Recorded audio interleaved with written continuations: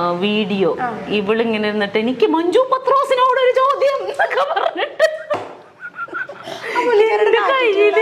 എന്റെ കയ്യിലുള്ള നമ്പർ ഉണ്ട് എന്നോട് ചോദിക്കാനായിട്ട് എന്റെ അടുത്ത് ചോദിച്ചാ പോരെ അതിനൊരു അവളുടെ സംശയമാണെങ്കിൽ വിളിച്ചു ചോദിച്ചാൽ മതി. അവളുടെ സംശയം എന്നാണ് അവള് പറഞ്ഞത്. എനിവേ എന്റെ മകനായിട്ട് എനിക്ക് വേറെ ആരെയും കാണാൻ പറ്റില്ല എന്ന് പറഞ്ഞത് ഞാൻ തന്നെയാണ്. അത് ബിഗ് ബോസിനൊക്കെ ഒരുപാട് മുമ്പാ. ഒരുപാടല്ല, എനിക്ക് തോന്നുന്നു ബിഗ് ബോസിന് പോകുന്നതിന്റെ തലേന്നോ എന്നാണെന്ന് ഞാനൊക്കെ സംഭവം ഞാൻ പറഞ്ഞതാണ്. അതുവരെ എനിക്ക് അങ്ങനെ കാണാനും പറ്റില്ലായിരുന്നു.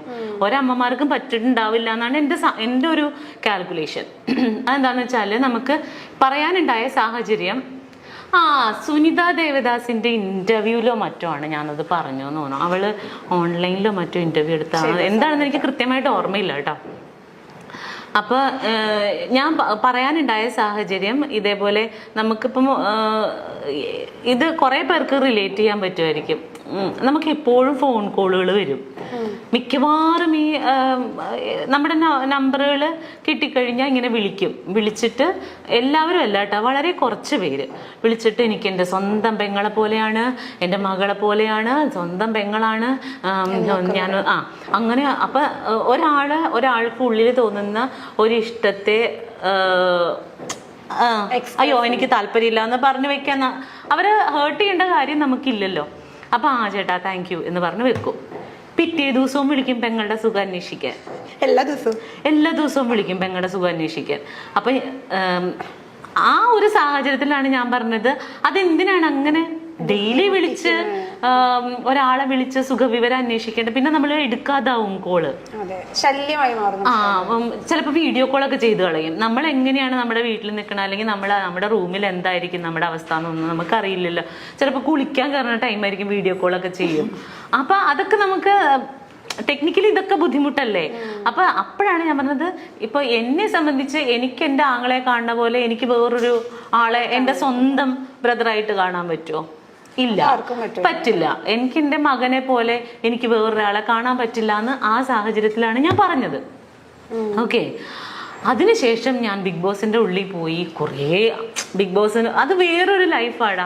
ഇപ്പൊ കൊറോണ വന്നു, നമ്മുടെ വീട്ടില് TV ഉണ്ട്, മ്യൂസിക് സിസ്റ്റം ഉണ്ട്, നമ്മുടെ കുഞ്ഞുങ്ങളുണ്ട്, അച്ഛനുണ്ട്, അമ്മയുണ്ട്, നമുക്ക് ഇഷ്ടമുള്ള സാധനങ്ങൾ ഉണ്ടാക്കി കഴിക്കാം. കള്ളുകുടിക്കുന്നവർക്ക് വീട്ടിൽ മദ്യം ഉണ്ടെങ്കിൽ അതും കുടിക്കാം. ആർക്കും ഒരു പ്രശ്നം ഉണ്ടായിരുന്നില്ല. ആകെ നമുക്ക് പോകാൻ പറ്റാത്തത് നമ്മുടെ വർക്കിംഗ് സ്പേസിൽ പോകാൻ പറ്റുന്നില്ല, റോഡിലേക്ക് ഇറങ്ങാൻ പറ്റുന്നില്ല, കടകളിൽ പോകാൻ പറ്റുന്നില്ല. ഇതായിരുന്നു നമുക്കുണ്ടായിരുന്ന ബുദ്ധിമുട്ട്. ആ സമയത്ത് പോലും ആളുകൾ എന്തോരം ഫ്രസ്ട്രേറ്റഡ് ആയി. ഇതൊന്നുമില്ലാത്ത ഒരു സ്പേസിൽ പരസ്പരം പരിചയമില്ലാത്ത 16 പേര് ഒരുമിച്ച് ജീവിക്കുന്ന ഒരു വീട്ടിലാണ് നമ്മൾ കഴിയണത്. നമ്മൾ ഇതുവരെ എൻ്റെ ലൈഫിൽ എൻ്റെ 40ാമത്തെ വയസ്സിൻ്റെ ഇടയ്ക്ക് ഇതുവരെ ഞാൻ അങ്ങനെ ഒരു സിറ്റുവേഷൻ ഫേസ് ചെയ്തിട്ടില്ല. ഫേസ് ചെയ്തിരുന്നെങ്കിൽ എൻ്റെ അഭിപ്രായം ഒന്നും ഇതായിരിക്കില്ല. ഞാൻ അതുവരെ ഉണ്ടായിരുന്ന എൻ്റെ അഭിപ്രായം മുഴുവൻ മാറിപ്പോയി. കാരണം എനിക്ക്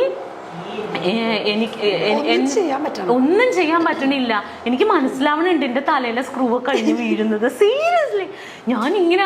അപ്പൊ എൻ്റെ ഒരു ആഗ്രഹം, എനിക്ക് ബെർണാച്ചനെ കാണാൻ പറ്റില്ല. ദൈവം എനിക്ക് അവന്റെ കൈയൊന്ന് അതിന്റെ ഇടയിൽ കൂടി ഒന്ന് കാണാൻ പറ്റുമായിരുന്നെങ്കിൽ ഞാനവിടെ നിന്ന് പൊട്ടിക്കരഞ്ഞിട്ടുണ്ട് കുഞ്ഞിനെ കാണാൻ പറ്റാതെ. കാരണം അപ്പൊ ചോദിക്കും നീ എന്തിനാ പോയെന്ന് ചോദിക്കും. ഞാൻ ഓർത്ത് എനിക്ക് ഈസി ആയിട്ട് അത് സർവൈവ് ചെയ്യാൻ പറ്റും എന്നാണ്. ഇന്നും ബെർണാച്ചന് സ്കൂളിൽ പോയപ്പോ ഞാൻ ടോയ്ലറ്റിലിരുന്ന് കുറെ കരഞ്ഞു. വേറെ ഒന്നുമല്ല, ഞാൻ ഇന്ന് അവിടെ നിന്ന് പോരും, എനിക്കിന്ന് അവനെ കാണാൻ പറ്റില്ല. സ്കൂൾ വിട്ട് വന്ന് കഴിയുമ്പോ ഇനി ഞാൻ 10-15 ദിവസം കഴിയുമ്പോഴേ ടിഷ്യൂ തരും. സീരിയസ്ലി അല്ല, ഇത് കണക്കിലാക്കണ്ട. അപ്പൊ ഇനിയിപ്പോ ആൾക്കാർ സ്കൂളിൽ പോകുമ്പോഴും അമ്മ കരയുന്നു. അതല്ല അതിന്റെ ഫീല്. അവന് സ്കൂളിൽ പോയി എനിക്ക് അവനെ ഡെയിലി കാണാൻ പറ്റില്ല. അപ്പൊ ഇനിയിപ്പോ വൈകുന്നേരം സാധാരണ ഞാൻ ഇവിടെ ആണെങ്കിലും വീട്ടിലുണ്ടാവും ഞാൻ അവൻ വരുമ്പോ, അല്ലെങ്കിൽ രാത്രി ഞങ്ങൾ ഒരുമിച്ചാണ് ഉറങ്ങണത്. ഇന്ന് മുതൽ ഇനി അത് പറ്റില്ല. ഇന്നിപ്പോ ഞാൻ പോകുമല്ലോ. അപ്പൊ എനിക്ക് അവൻ പോകുമ്പോ ഒരു തിങ്ങലാണ്. ഇതിന്റെ 100 ഇരട്ടിയാണ് ഞാൻ ബിഗ് ബോസ് വീട്ടിൽ വെച്ച് അനുഭവിച്ചത്. അവിടെ വെച്ചിട്ടാണ് ഈവൻ ഫുക്രു, ഞാൻ പറഞ്ഞത് സത്യമാണ്, അവിടെ വെച്ചിട്ട് എനിക്ക് ബെർണാച്ചനായോ എന്നുള്ളതല്ല, ആ ഒരു സ്ഥലം ഫില്ല് ചെയ്യാൻ വേണ്ടിയിട്ട് ഈ കുട്ടി എന്നെ ഒരുപാട് ഹെൽപ്പ് ചെയ്തിട്ടുണ്ട്. ബെർണാച്ചൻ എന്നെ ഡി മഞ്ജു പത്രോസ എന്നൊക്കെ പറഞ്ഞ് എന്റെ മോൻ വന്ന് വിളിക്കും. അതുപോലെയൊക്കെ ബെർണാച്ചൻ ഹലോ, അതുപോലെ ഇവൻ ഫുക്രപ്പം വന്നിട്ട് ഡി മഞ്ജു പത്രോസ എന്ന് വിളിക്കുമ്പോൾ ഞാൻ പെട്ടെന്ന് അയ്യോ എനിക്ക് കൊച്ചു വിളിക്കുന്ന പോലെ തോന്നും. അതുപോലെ ഇപ്പൊ എനിക്ക് ഫുഡൊക്കെ ഭയങ്കര ഇഷ്ടമാണ്. അപ്പോൾ ഇന്നലെ ബർണാച്ചൻ ചോറുണ്ട് കഴിഞ്ഞപ്പോഴത്തേനും ഞണ്ടൊക്കെ എനിക്ക് ഭയങ്കര ഇഷ്ടമാണ്. അപ്പൊ അവൻ ചോറുണ്ട് കഴിഞ്ഞപ്പോൾ അതിൽ നിന്ന് ഒരു കഷ്ണം ഞണ്ടെടുത്ത് എനിക്ക് തന്നു. എനിക്കിഷ്ടമാണെന്ന് അറിഞ്ഞോണ്ടാ. അതുപോലെ തന്നെ ഇവൻ കറിയൊക്കെ വെച്ചിട്ടുണ്ടെങ്കിൽ എനിക്ക് ചിക്കനൊക്കെ ഇഷ്ടമായതുകൊണ്ട് ഇവൻ അവന്റെ ചിക്കൻ പീസ് എനിക്ക് തരുന്നുണ്ട്, എന്റെ പപ്പടം എടുത്തോണ്ട് പോവും. അവൻ അതാ ഇഷ്ടം. അപ്പോൾ അങ്ങനെയൊക്കെ അങ്ങനെ ഒരു റിലേഷൻഷിപ്പ് അവിടെ കിട്ടിയത് കാരണം എനിക്ക് പെട്ടെന്ന് ബർണാച്ചനായിട്ടാണ് റിലേറ്റ് ചെയ്യാൻ പറ്റുന്നത് അവനെ എന്ന് വിചാരിച്ചിട്ട് അവൻ എൻ്റെ മകനായിട്ട് ഞാൻ ദത്തെടുത്തു എന്നല്ല അതിൻ്റെ അർത്ഥം. ഇതൊക്കെ സാമാന്യ ബോധമുള്ളവർക്ക് മനസ്സിലാകും, ഇല്ലാത്തവരോട് പറഞ്ഞിട്ട് കാര്യമില്ല. അപ്പോൾ ഇതിപ്പോൾ ദയക്കും കേൾക്കുകയാണെങ്കിൽ ദയക്കും കൂടി മനസ്സിലാവട്ടെ എന്ന് വിചാരിച്ചിട്ടാണ്. അല്ലാതെ ദയ അപ്പം അതിനകത്ത് ചോദിച്ചു എന്താണ് ഓന്ത് നിറം മാറുന്നത് പോലെ നിറം മാറുന്നവളാണോ എന്നൊക്കെ ചോദിച്ചു. ദയനോട് പറയണ ഓന്ത് നിറം മാറുന്ന പോലെ നിറം മാറിയതൊന്നുമല്ല, ഇതാണ് ഇതിൻ്റെ വാസ്തവം. അപ്പം പറഞ്ഞ പോലെ അവിടെ വെച്ചിട്ട് ദയക്ക് അറിയാമായിരുന്നെങ്കിൽ ചിലപ്പോൾ മനസ്സിലായിട്ടുണ്ടാവില്ല പുറത്ത്. പിന്നെ നിലനിൽപ്പിന് വേണ്ടിയിട്ട് ഓരോരുത്തരും ഓരോന്ന് ചെയ്യല്ലേ, അപ്പൊ ദയ അത് ചെയ്തോട്ടെ, കുഴപ്പമില്ല, എനിക്ക് പ്രശ്നമില്ല. Seriously no issues. Okay, next one. വെറുതെ പത്രാസ് അടിക്കല്ലേ എന്റെ മഞ്ജു. അത് അങ്ങനെ പറഞ്ഞിട്ടുണ്ടോ? അതെന്താണാവോ?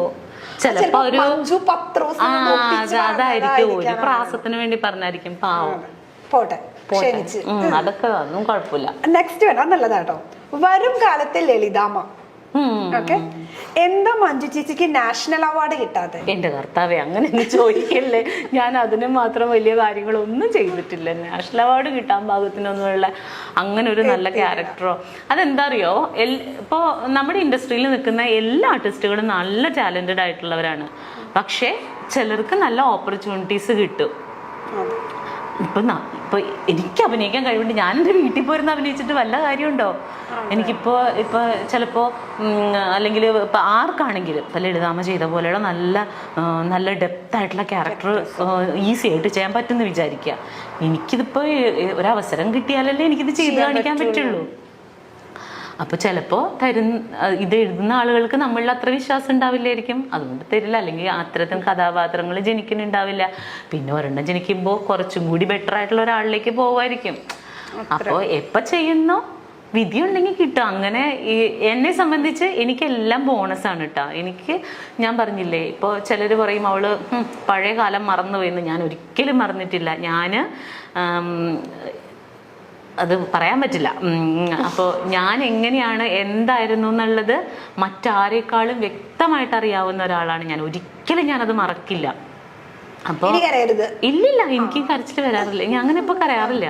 അപ്പോൾ ആ ഒരു സാഹചര്യത്തിൽ നിന്ന മഞ്ജു ഇന്ന് നല്ല ഭക്ഷണം കഴിക്കുന്നുണ്ട്, നല്ല വസ്ത്രം ധരിക്കുന്നുണ്ട്, വീട് വെക്കുന്നുണ്ട്, എൻ്റെ മകനെ പഠിപ്പിക്കുന്നുണ്ട്. ഇതൊന്നും ഭയങ്കര സംഭവമൊന്നുമല്ല, എനിക്ക് കിട്ടുന്ന ഗിഫ്റ്റാണ്.